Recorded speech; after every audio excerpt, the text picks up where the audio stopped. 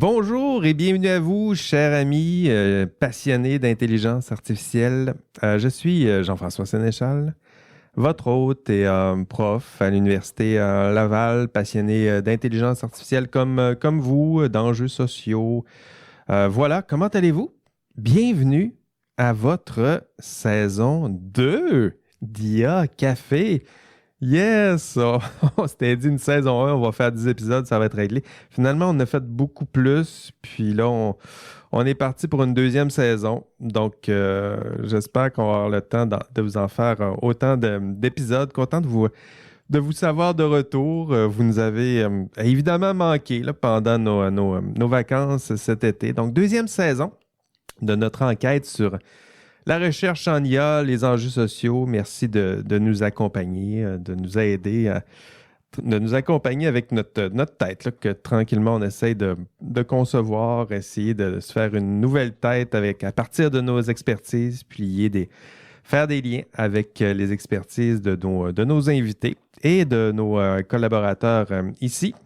Plusieurs entrevues cette année vous attendent, évidemment. Là, c'est la formule qu'on avait gardée. Je me suis rendu compte en discutant un peu avec mes collaborateurs que je trouvais que ça donnait pas assez de place à mes collaborateurs, ces entrevues-là. Donc, ce que je vais faire, c'est que je vais souvent faire les entrevues un à un avec les invités, les futurs invités. Et avec mes collègues, là, on fera les débriefings que vous aimez bien. Donc, rassurez-vous, là, Eve, David, Fred seront de retour et vous aurez encore une fois le droit à nos débriefings. Pour cette deuxième saison aussi d'IA Café, on avait plusieurs idées. Entre autres, là, il y aura évidemment des épisodes un peu plus thématiques. On a pensé à l'analyse de certains ouvrages, donc où on se penche, on lit quelques chapitres, on vous en parle un peu. Ça vous permettra de vous donner le goût d'acheter l'ouvrage ou de vous familiariser un peu avec certains ouvrages. On a pensé à Atlas of AI, que c'est Eve qui nous avait parlé de cet ouvrage-là. Ça devrait venir. On avait plusieurs idées aussi, là, des bonbons. On devrait peut-être, je sais pas, des films, des BD qui parlent d'intelligence artificielle. Des séries télé, on verra. Là. De toute façon, l'intelligence artificielle est partout ces temps-ci. Là. Il y en a littéralement partout. Donc, on verra là, on ira au gré du vent de nos intérêts, de nos passions. Autre surprise pour cette saison 2, il va y avoir des nouveaux collaborateurs. Parce qu'il y en a plusieurs que cet été, j'ai fait un appel à tous pour essayer d'avoir de nouveaux collaborateurs, pour enrichir notre équipe. Et plusieurs ont répondu à l'appel. Donc, il y a quelques nouveaux collaborateurs qui vont s'ajouter à notre équipe. J'ai bien hâte de vous les présenter. Donc, voilà, saison 2. Merci de nous accompagner dans notre enquête sur la recherche sur les enjeux éthiques et sociétaux entourant l'intelligence artificielle. Si vous avez des idées de thèmes, de contenu, n'hésitez pas à nous écrire. Ça nous fera plaisir de vous répondre, de nous mettre en lien.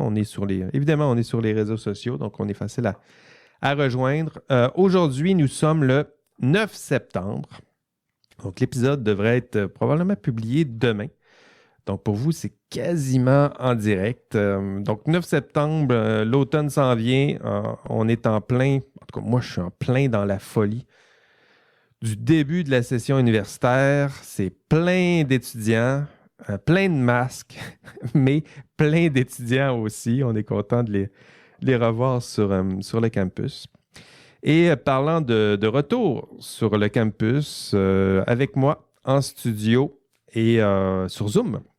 Donc, mes 3 collaborateurs sont là. Donc, la grande équipe est là. Ils sont de retour, les 4 fantastiques ou mes 3 autres fantastiques. La première a passé son été sur le bord des rivières de la côte ouest canadienne et elle a respiré l'air enfumé des grands feux de forêt de la côte ouest. Ève Gaumont est là. Comment ça va? Bonjour, bien merci. Et toi? Ça va très bien. T'as aimé ton expérience de la côte ouest? Absolument. Ce fut génial. Très bon pour le moral, très bon pour la croissance personnelle et bon pour le teint aussi, de prendre un peu de soleil être un peu moins blême, je me suis...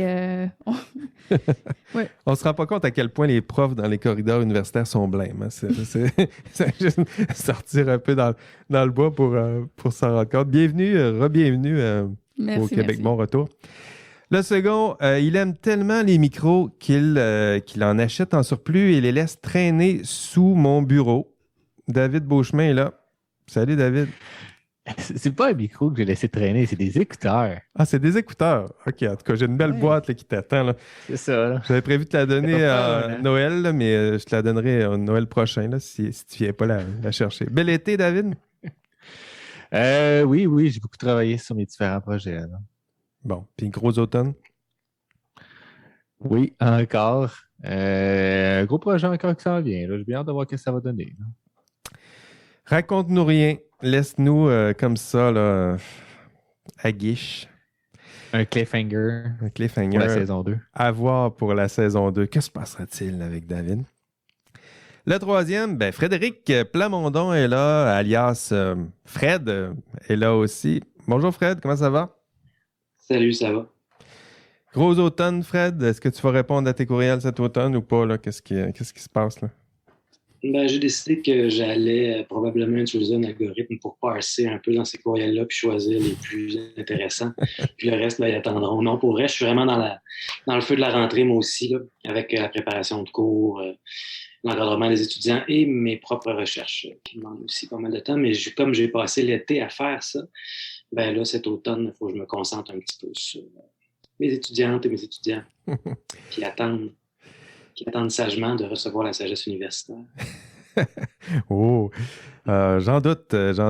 Bon, ben merci à vous trois d'être là aujourd'hui. On va plonger plus sérieusement sur notre sujet de la semaine.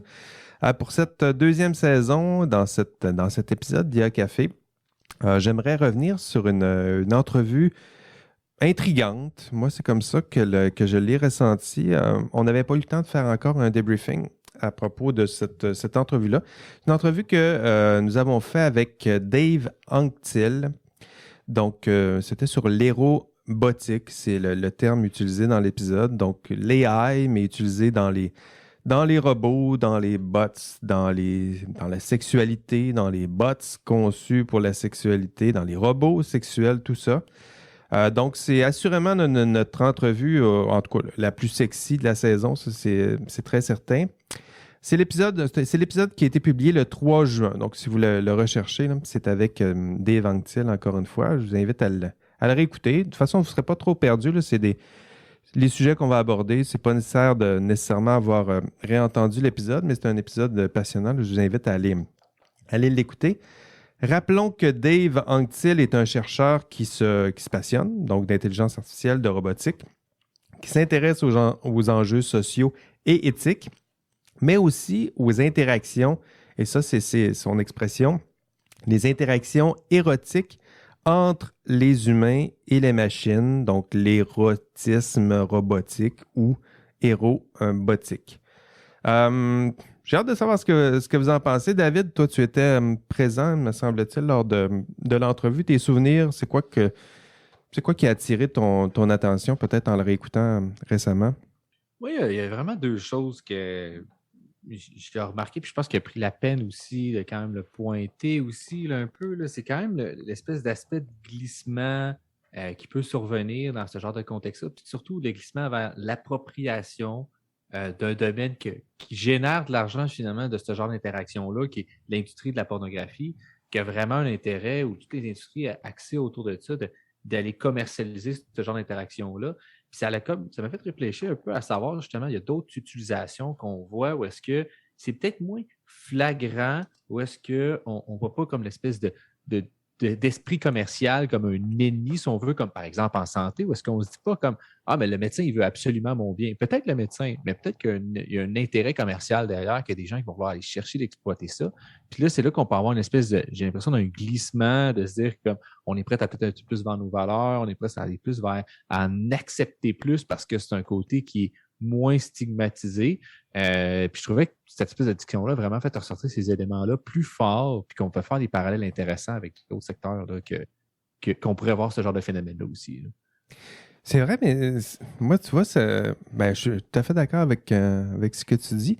Mais moi, au moment de l'entrevue, je trouvais que ça manquait peut-être d'évidence. C'est-à-dire que pendant l'entrevue, je le sentais que, écoute, cette technologie-là, c'est intéressant, mais les liens là, me semblaient assez évidents avec l'industrie pornographique, puis tout ça. Là, alors que il me semble qu'on n'en a pas beaucoup parlé. Donc, ces liens-là évidents, technologiques, mais aussi économiques, je pense que tu as raison de le dire, me semblaient assez évidents. Puis c'est quelque chose que, avec lui, c'était évident sur ce sujet-là. Puis je pense que tu fais bien de le mentionner. Peut-être que avec d'autres techniques, d'autres technologies, on se dit, c'est une technologie, c'est intéressante, mais c'est encore plus intéressant de voir, mais ça sert à quoi? Qu'est-ce qui se cache derrière cette technologie? Pas au sens où on nous fait des cachettes, là, mais des fois, on n'en parle juste pas, mais il y a des liens peut-être évidents avec des applications, un projet écologique, économique quelconque.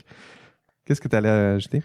C'est ça, les intentions, je pense, c'est vraiment ça qui est très important derrière dans ce genre de choses-là, que tu pars des bonnes intentions en apparence, mais que finalement, quand tu creuses un peu, tu es comme moi, mais en fait, tout ce que tu veux, c'est faire de l'argent. C'est pas parce qu'on te propose tel traitement ou on te demande d'interagir avec un robot, un médecin, ou peu importe la forme que ça pourrait prendre dans le futur, que nécessairement, il va avoir des bonnes intentions. Mais il y a quelqu'un qui peut essayer de tirer des revenus, des profits de ça. C'est là que ça peut venir intéressant de dire qu'il y a ces liens-là qui peuvent être forts, qui en apparence, on ne les voit pas. Dans ce cas-ci, on les voyait quand même effectivement clairs, mais il y en a d'autres que si on creuse un peu, on peut voir ces mêmes genres de liens-là. C'est comme, finalement, c'est la même chose. C'est juste que lui, on le pointe plus du doigt parce que c'est plus stigmatisé, mais on peut voir exactement le même genre de choses, de relations vraiment très de forte dépendance entre deux agents, là, finalement, Ouais. entre deux personnes qui interagissent dans un milieu. Puis même que, je pense qu'en fait, quand même, dans d'autres secteurs, c'est encore pire parce qu'il y a une relation en plus de pouvoir, une certaine forme de pouvoir de connaissance qui fait en sorte que tu contrôles encore plus ça, qui peut encore plus se mettre à risque, si on veut, finalement, les utilisateurs de ce genre de trucs-là. Oui, tout à fait. Ève, toi, qu'est-ce qui a attiré ton attention lorsque tu as écouté l'épisode? Ouais, moi, j'ai une marotte là, qui est le technosolutionnisme, puis ça m'a vraiment frappé dans cette entrevue-là qu'on était peut-être devant un bel exemple de technosolutionnisme. Peut-être le redéfinir, le technosolutionnisme pour... Le technosolutionnisme, c'est une théorie qui vient d'Evgeny Borisov qui nous dit que les entrepreneurs en intelligence artificielle et en technologie, en fait, c'était principalement dans le domaine des technologies du numérique, se prennent un peu pour des super-héros et ils ont l'impression que la technologie peut répondre à tous les problèmes et que ce sera la solution ultime et que de ce fait, ils prennent peut-être pas suffisamment le temps d'explorer les autres options qui pourraient solutionner le dit problème et qui définissent pas nécessairement bien non plus les paramètres du problème, qui ne cadrent pas bien le problème. Donc, et je dis les entrepreneurs, là, mais en fait, ou les gens en IA, mais c'est tout le monde. On a tous cette idée-là qu'on n'arrête pas le progrès et que la technologie va solutionner. C'est la technologie qui va nous permettre de solutionner les problèmes sociaux, environnementaux, de Puis santé. c'est un exemple flagrant de, justement, on a un problème, puis on va trouver une solution technique, puis ça passe nécessairement par l'intelligence artificielle. C'est un peu ça. Par exemple, je pense à Slotbot dont on discutait dans l'entrevue, qui est une application qui permet d'apprendre aux gens à sexter. Puis, pour citer le grand philosophe Pierre-Yves McSween, est-ce qu'on en a vraiment besoin? Je suis pas certaine que... Puis surtout quand on connaît les impacts écologiques de l'intelligence artificielle, est-ce que c'est vraiment, la meilleure manière d'apprendre aux gens à avoir une relation saine à la sexualité? Peut-être, peut-être pas. Puis est-ce que la problématique est si grande qu'on va aller développer une application? Puis là, on revient à Kate Crawford et Atlas of AI, qui, je me permets de préciser, est dans un grand scandale actuellement, qui serait une personnalité toxique et tyrannique. Donc, ça nuance un peu. Ça remet en question le fait qu'on va en parler ou pas, peut-être. Exact. Excellent ouvrage, mais personne qui l'est peut-être un peu moins. Mais bref. Fermeture de la parenthèse. On sait que un modèle de langue, par exemple, c'est 27 voitures, je pense, David. 27 voitures pendant un an. OK, sur la dépense écologique, tu veux dire. En CO2. En CO2. Je ne sais pas exactement du nom, mais c'est dans ce genre de mesure-là. C'est quand même immense. Là. Fait que, est-ce qu'on va Est-ce que ça vaut la peine de polluer la voiture, la planète à hauteur de 27 voitures pour genre, ah oui, c'est cool, je sais que c'est un robot? Pas sûr. Oui, c'est vrai que c'est une technosolutionnisme, c'est un bel exemple. On va s'en servir désormais pour illustrer peut-être ce terme-là, l'idée que il y a une technique, il y a une technologie pour résoudre un problème, puis n'est pas un problème pertinent si la technologie proposée ne peut pas permettre de résoudre ce problème. On pourrait le reformuler aussi, là. Ou c'est explorer les autres options. Là. Est-ce qu'il y a du low-tech qui pourrait mieux ou répondre également aussi bien des sexologues et compagnie? Ben oui, il y a peut-être un psy ou de l'éducation où on pourrait consacrer ces ressources-là de bien d'autres façons. En tout cas, c'est de l'argent, c'est de la ressource, c'est de la technique, c'est de la pollution, tu as bien raison. Puis est-ce qu'on ne pourrait pas faire d'autres choses? Faut au moins la poser, la question. Fred, quand tu as écouté l'entrevue, qu'est-ce qui a attiré ton attention? Ça va un peu dans la même direction que ce que Ève disait, puis de ce que tu as ajouté ensuite. Ça m'a laissé à la fois enthousiaste et perplexe parce que le fait que quelqu'un qui a une formation en philosophie puis en sciences politiques s'intéresse à ces questions-là, moi, je trouve ça vraiment fameux. C'est super. J'ai trouvé ça super intéressant, en fait. En même temps, il y a plein de lumières rouges qui ont allumé sur mon tableau de bord. La première, puis pour faire référence à ça, c'est-à-dire une solution low-tech. J'aimerais ça remonter avec vous autres jusqu'en 64, 65, à peu près, donc plusieurs années en arrière. Il y a un professeur dont le nom c'est Weizenbaum, qui a inventé un petit logiciel de discussion, un chatbot en ligne qui s'appelait ELISA à ce moment-là, qui est devenu le nom de l'effet ELISA. Puis le programme était fait pour mimer un peu, pour simuler un thérapeute de vocation rogérienne qui se trouve être de la thérapie dialectique, un peu comme Socrate faisait avec les sophistes. Fait que, par exemple, aujourd'hui, comment ça va? Ça va bien? Ça va pas pire? Ah oui, qu'est-ce qui se passe? Ah, je me suis engueulé avec mon père. Ah oui, vous êtes engueulé avec votre père. Fait que tout ce que le robot faisait, c'était répéter le dernier élément sous forme de question. Ouais. C'est ça. Puis le professeur Weizenbaum, puis vous allez voir où je m'en vais avec mon anecdote, le professeur Weizenbaum a testé la machine avec son adjointe qui s'est mis à répondre à la machine sous format texte, évidemment, c'était pas vocal. Puis après quelques minutes, son adjointe a demandé au professeur de quitter la pièce. Au grand étonnement du professeur qui a dit « Mais pourquoi est-ce que je quitterais ma pièce? C'est juste un logiciel là, qui parle. Il n'y a pas d'agentivité en arrière de ça. » C'est là que ça m'a tanné. Puis là, ce que son adjointe a répondu, c'est parce qu'on va discuter de choses personnelles. Autrement dit, l'adjointe était prête à donner des informations personnelles, des renseignements très intimes sur elle à une machine qui, contrairement un peu, puis là, il faudrait évidemment que Dave Anctil soit là pour probablement qu'il y aurait de quoi à dire là-dessus. Là. Je ne dis pas qu'il n'y a pas pensé, mais dans la discussion qui n'est pas ressortie, c'est que cette machine-là, ELISA, n'a pas d'agentivité. Il n'y a pas une compréhension de l'agence humaine. C'est une machine qui simule l'intelligence humaine, qui simule des rapports. Puis cette simulation-là provoque chez nous un sentiment quelconque là, de bien-être. Puis là où ça m'a un peu agacé, je dirais plutôt questionné, ce interventionnisme-là pouvait être un exemple. Ça m'a un peu tanné parce que dans les faits, c'est une automatisation de la subjectivité humaine. C'est pas une agentivité, si on veut au sens premier. Puis là, je vois qu'il y a une réaction. Oui, mais pour ajouter, en plus, c'est statistique, fait que c'est encore pire. C'est vraiment juste, c'est quoi la chose la plus probable? C'est pas la chose que j'ai compris, c'est quoi qui est plus probable en lisant qu'est-ce que j'ai lu? C'est quoi ma marge d'erreur, puis où est-ce que je vais taper dedans, tu sais? Puis l'intention humaine qui arrive à l'extérieur des marges d'erreur, si on veut, tu sais, dans les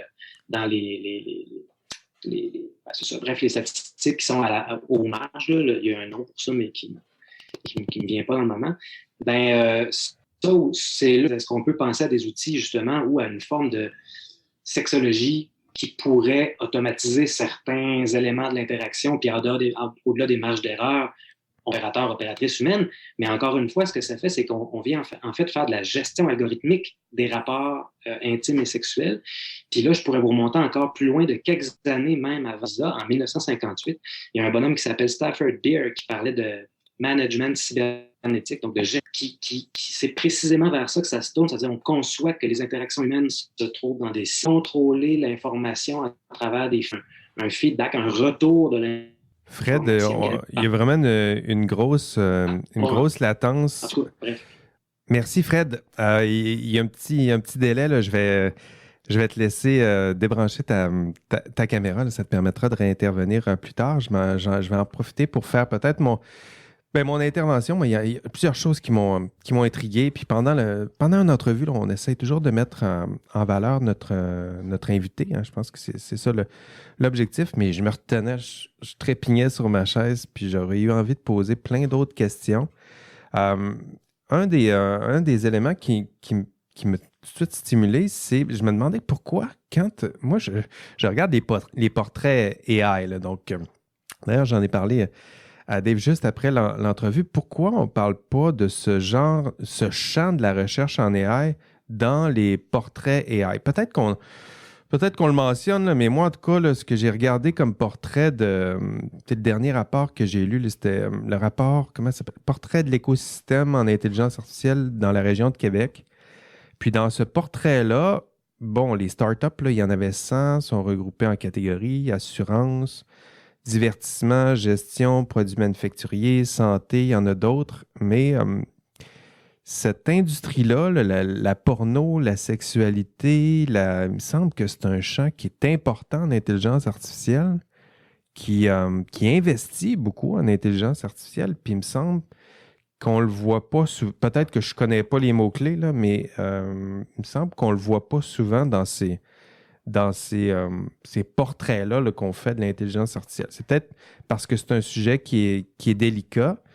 Mais je ne sais pas, vous, dans les portraits que vous faites, est-ce que vous voyez souvent ça? On voit santé, on voit tout ça, mais porno, c'est quoi? Ça rentre dans le divertissement? Ça rentre dans quoi? Bon, Je dirais dans le commerce. Dans le cas de l'intelligence artificielle appliquée, par exemple, dans le secteur de la pornographie, je pense que ça, je ne sais pas si eux autres le mettent dans le commerce, mais ça rentrerait dans le commerce parce que c'est fondé beaucoup sur les systèmes de recommandation, comme Dave Martel le disait. Donc, dans le but on commodifie le corps humain dans le but de répondre aux attentes de la clientèle, si on veut. Fait que je ne sais pas si eux autres, ceux qui ont fait le profil l'ont pensé, mais s'il y avait une place à le mettre, ce serait probablement dans le commerce, là, ça rentre dans cette grande industrie-là.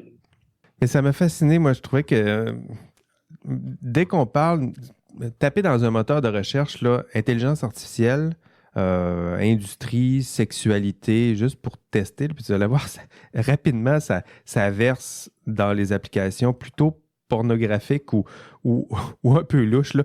D'ailleurs, je comprends pourquoi ils appelaient ça aérobotique, là. Je pense que juste de nommer différemment, ça permet aussi de se distinguer du champ de la pornographie, tout ça, là, puis de se mettre à un autre niveau, là.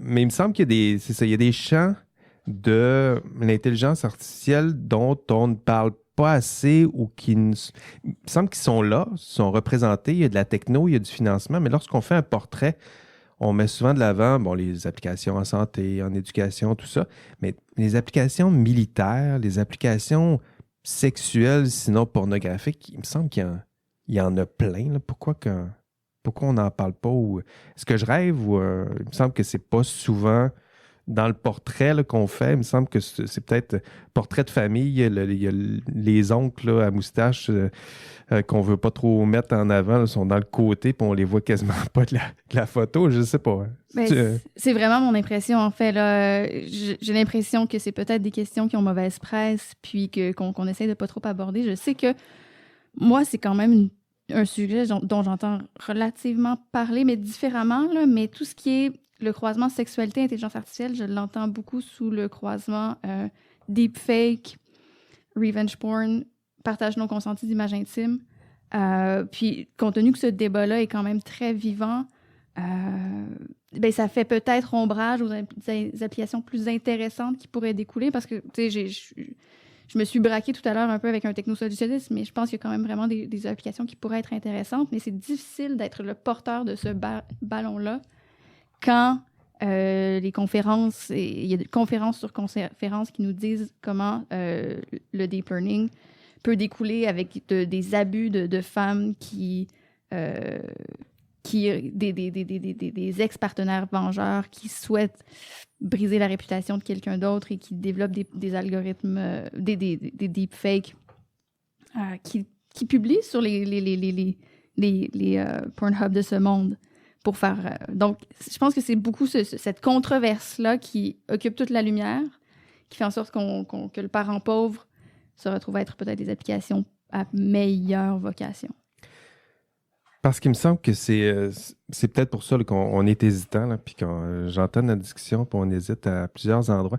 Moi, je pense que c'est ça le cœur de ce qui me mettait un peu mal à l'aise, c'est qu'il me semble, derrière ces applications-là, tu sais, c'est des applications, OK, là, on met de l'avant les chats, puis on essaie de dire que ça va libérer sexuellement, puis ça devient quasiment des applications thérapeutiques. Tu sais, c'est un peu le langage qui est utilisé, mais il me semble que c'est plus que ça. Là. C'est pas neutre.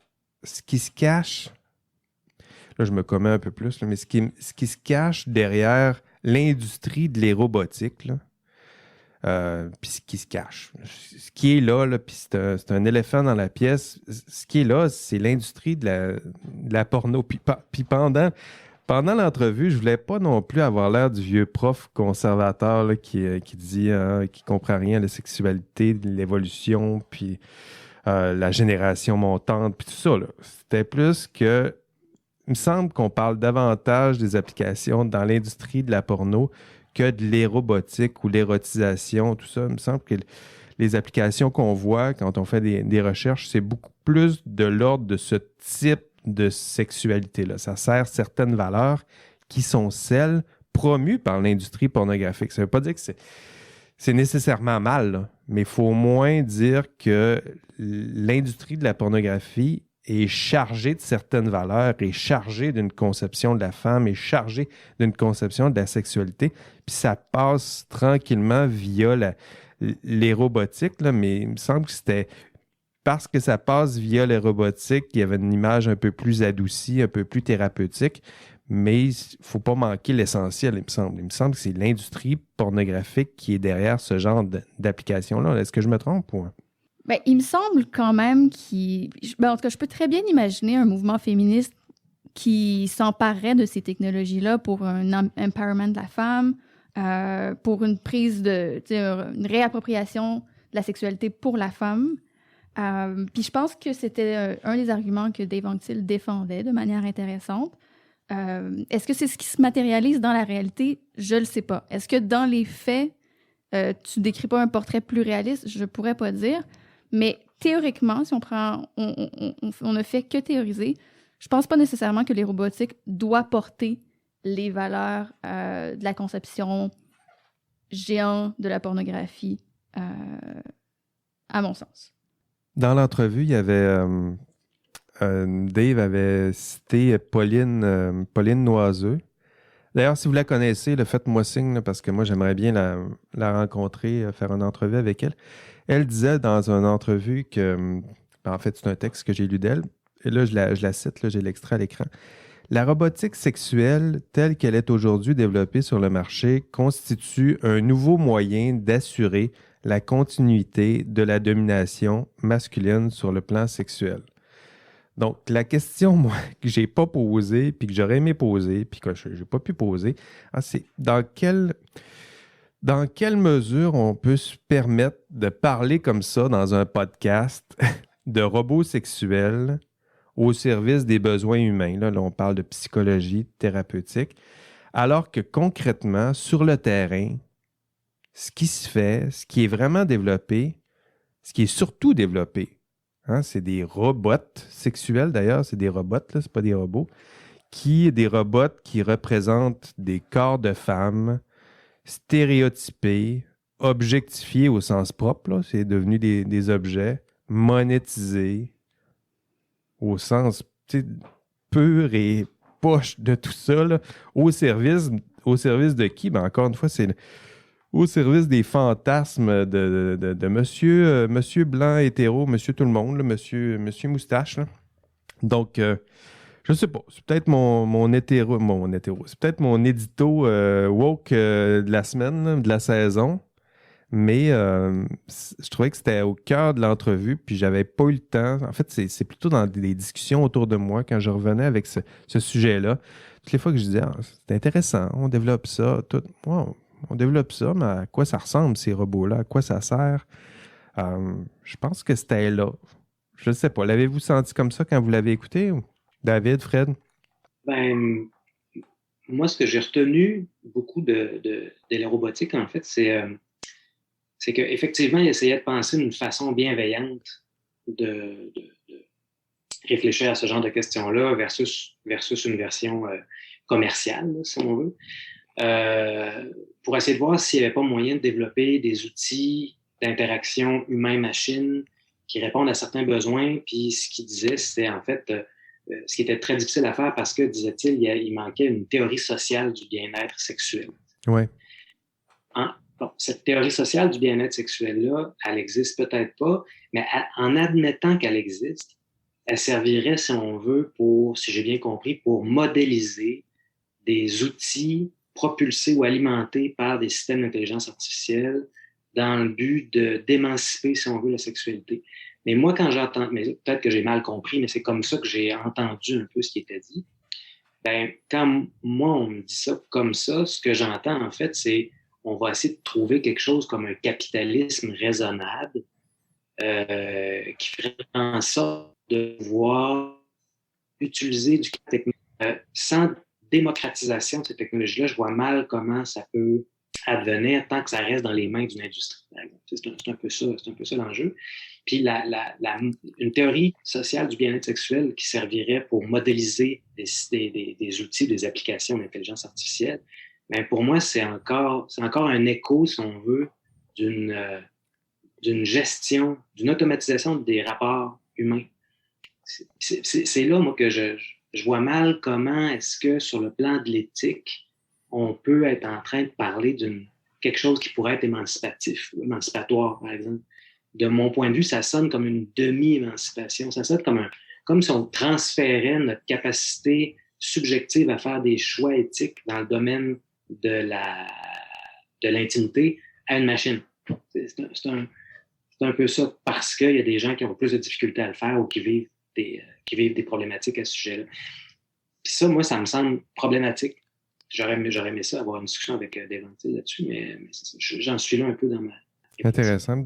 David, toi, t'avais-tu ressenti ça un peu? Je pense que ça fait un lien avec ta première intervention où tu disais que ça semble être une industrie qui est au service d'une certaine économie, qui avait des enjeux associés à ça. Est-ce que c'est quelque chose que tu avais ressenti au moment de l'entrevue, au moment où tu l'as écouté? Oui, j'aime bien ce que Fred a dit. Puis ça me fait penser aussi que pour donner de la personnalisation de masse, d'interaction sociale, finalement, ce qui est pas mal l'ère industrielle qu'on est, on a dépassé l'information. On est rendu en masse avec la manière automatique, puis ça va coûter rien, puis on va garder l'échelle finalement de masse qu'on est capable d'avoir. Puis j'ai l'impression qu'on est vraiment dans le pas d'essayer de comme l'espèce de cruncher, là, de faire des interactions, définir ça de manière statistique, c'est ce qui est probable. On nourrit ça, puis il y a un intérêt clairement qu'on peut voir d'aller chercher quelque chose qui est, on crée un produit de toute pièce qui dit hey, je vais t'offrir quelque chose, là. David, ça va être spécifique pour toi, si tu vas avoir ce genre de choses-là, puis tu vas pouvoir le consommer de manière comme tu le désires. Fait que ça devient, est-ce qu'il y a quelque chose de comme un peu, en tout cas, de mes propres valeurs qui me ramènent à me dire que j'ai comme un malaise, c'est où la limite de ça, jusqu'où qu'on va aller, un peu comme la réflexion qu'on est actuellement à savoir toutes les publicités et les informations collectées sur soi. Y a-t-il une fin à toujours nourrir les gens, qu'est-ce qu'ils veulent spécifiquement ou essayer de leur proposer d'autres choses?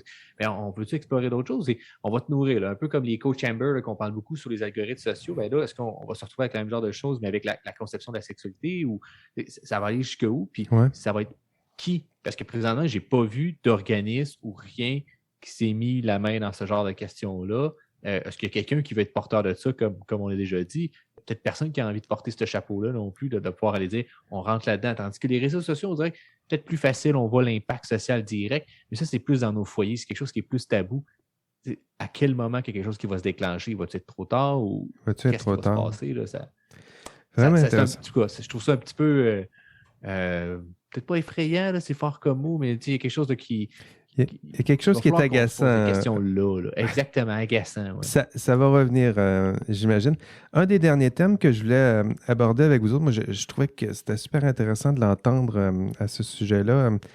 Dave, puis je trouve que les robotiques, puis tout ça, ça met ça en évidence. C'est l'idée que, tu sais, le lien entre la technologie puis l'homme, là, c'est-à-dire que on voit toujours que l'homme évolue un peu au rythme de la technologie ou que la technologie, on tente d'humaniser, disons, la technologie, mais on oublie aussi que l'homme aussi se technologise. Puis ça, dans le discours de Dave, moi, c'est une réflexion qui m'a vraiment nourri, là, c'est-à-dire que c'est plus clair ce lien-là, cette fracture-là entre l'homme et la machine, ça devient de moins en moins clair au fur et à mesure qu'on regarde ces technologies-là sexuelles. C'est intéressant pour ça, c'est-à-dire qu'à force, on tente d'humaniser ces technologies-là, mais à force d'avoir des relations, tiens, je vais le dire comme ça, à force d'avoir des relations sexuelles avec des machines, là, c'est-à-dire que les enfants, les ados, les adultes, ont de la sexualité avec leur cellulaire, leur PC et puis tout ça, là. Cette relation-là, on tente d'humaniser la machine, mais nous autres aussi, nos relations sexuelles sont en train de se technologiser. Là. Ça s'incarne peut-être avec plus d'évidence dans une robot sexuelle, là, mais cette relation-là où notre sexualité est un peu fondue, là, on tripe quasiment plus sur la machine que sur un vrai humain qu'on peut rencontrer. Donc, nous aussi, on se déshumanise un peu en ce sens-là, où on se technologise. Donc, moi, c'est une des belles pistes de réflexion là, qui m'a nourri après l'entrevue. Je me dis, bon, c'est vrai que tu regardes là, depuis 20 ans là, comment on s'éduque sexuellement ou comment on a des relations sexuelles. On les a de plus en plus avec la machine ou des machines, que ce soit un PC, un outil amusant à gauche et à droite. Puis tranquillement, la frontière entre l'homme et la machine, le défi, c'est pas juste d'humaniser la machine. Le défi, en tout cas, la réflexion est aussi, est-ce que l'humain aussi est en train de se technologiser là, aussi pour les relations sexuelles? Je sais pas ce que vous en pensez. Je sais pas si je geek out aussi, là, mais qu'est-ce que vous en pensez? Moi, ça rejoint, ça répond peut-être à une réflexion que j'avais, qui découle aussi de ce que je fais ces temps-ci, mais sur est-ce qu'on ne devrait pas prendre le temps de réfléchir au rôle que la technologie occupe dans nos vies? Ça fait comme quelques ateliers de délibération sur le rôle de l'intelligence artificielle responsable que je fais. Puis ce sont toujours des ateliers qui sont faits avec des étudiants universitaires, donc jeunes millénarios, là. On les salue. Puis le constat auquel on arrive toujours, peu importe sur quel angle on prend la discussion, et on finir toujours par... On arrive toujours au fait que il y a consensus sur, OK, là, il y a trop de technologie dans nos vies, on en est esclaves, OK, arrêtez de nous en donner, on n'en veut pas plus. Genre, enough, là, c'est assez. Puis dans ce contexte-là, puis je pense que ça clash quand même avec le narratif où on nous dit beaucoup, les jeunes sont très technophiles, ils aiment la technologie, ils en mangent de plus en plus, ils intègrent de plus en plus de technologie dans leur vie.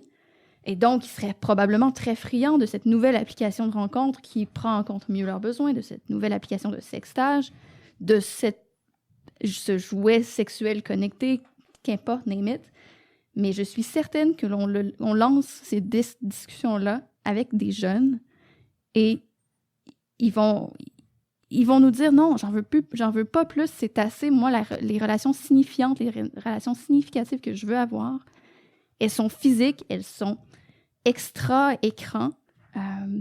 Puis, je pense qu'on devrait prendre le temps en tant que société de réfléchir à ça plutôt que d'aller dans la course au développement de nouveaux outils qui finalement forcément s'insèrent dans nos vies quotidiennes. Je pense qu'on devrait prendre un moment de pause et dire est-ce qu'on veut aller là? Puis je pense quand même, somme toute, là, que Dave Anctil est peut-être assez enthousiaste d'une génération aussi qui voit peut-être, je le classerais peut-être dans une génération Mark Zuckerberg, là, probablement de même type d'âge où il voit toutes les potentialités de la technologie qui permet de changer le monde et qui n'a pas nécessairement vécu, qui n'est pas né avec, puis qui n'a pas cette nostalgie d'un passé qu'il n'a jamais connu. Bref, très enthousiaste, mais je pense que, somme toute, avec son nouveau champ de recherche dans lequel il s'investit, il défriche aussi les possibles, puis peut-être que, tu sais, avec un aspect philosophique, sciences politiques, somme toute, donnons-lui un peu son applaudissement, il la pose, cette question-là, où on s'en va. Puis si on est pour s'en aller dans un monde sexuellement technologique, bien aussi bien qu'il y ait des chercheurs qui la pensent. Puis là-dessus, je conclue. Très bien. Oui, oui, en effet. Moi, je le vois exactement comme ça. Puis c'est intéressant, les interventions de ces discussions-là avec ces millénarios-là. L'idée que, moi, je le comprends comme ça aussi. On tente d'humaniser la machine, mais dans notre société, ou peut-être chez les jeunes, il y a cette idée-là de réhumaniser un petit peu l'homme, là, à force de le technologiser. Je pense que c'est peut-être un mouvement montant là, de... Oui, c'est correct la technologie, mais les relations humaines, je pense que les relations sexuelles humaines, on va le formuler comme ça aussi, il y a peut-être une demande pour ça ou un besoin, puis pas nécessairement un nécessaire besoin de le technologiser encore plus. Je le dirais comme ça. Avez-vous d'autres choses à ajouter, David, Fred? Oui, ben Non, là-dessus, rien pour moi, moi. Vas-y, Fred. Mais là-dessus, moi, ce que je trouve vraiment intéressant du travail que Dave Antil a fait ou fait dans le moment, c'est qu'il remet un peu à l'ordre du jour la question du déterminisme technologique en essayant de s'en sortir. Parce que, tu sais, on a tendance à considérer ces outils-là comme étant des outils, justement, qu'on va utiliser puis qui déterminent notre action dans le monde. Alors que Dave Antil, la façon dont il pose la question, c'est vraiment de montrer que non seulement en fait, pour reprendre ce que tu disais tantôt, Jeff, on n'est pas séparé de la machine. On n'est pas en train on n'a jamais été séparé de la machine, on a toujours été avec les technologies.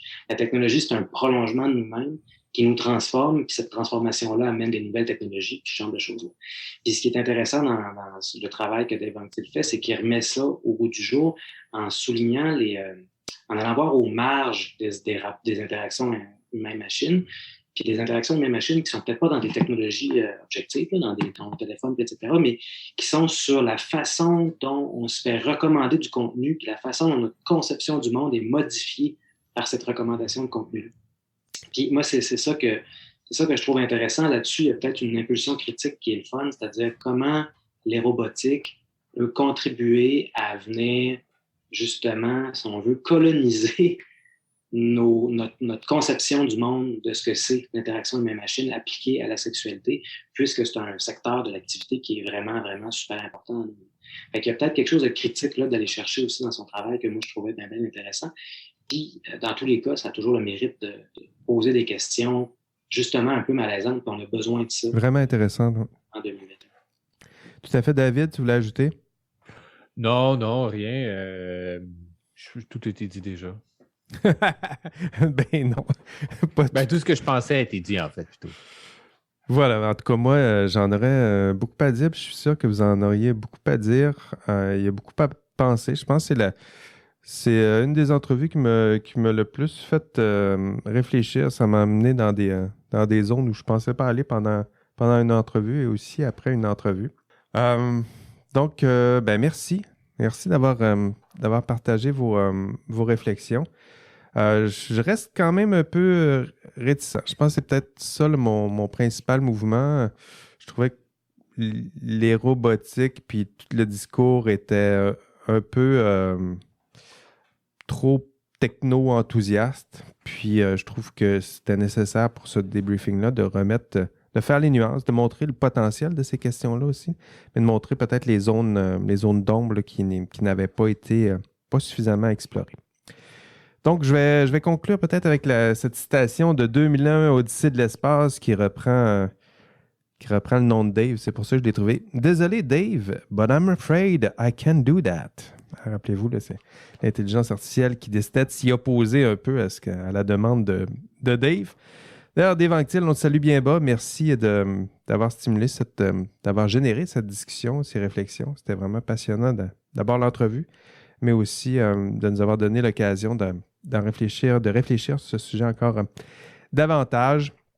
Il y avait des nuances à faire, puis Ben, j'espère, en tout cas. Il y en a quelques-unes de faites. On a parlé de sexe, d'intelligence artificielle, de robots sexuels. Ça aurait été peut-être facile de tomber dans la facilité. D'ailleurs, je voyais les pré-entrevues là, que lui a faites dans les médias. Là, ça volait pas toujours très haut.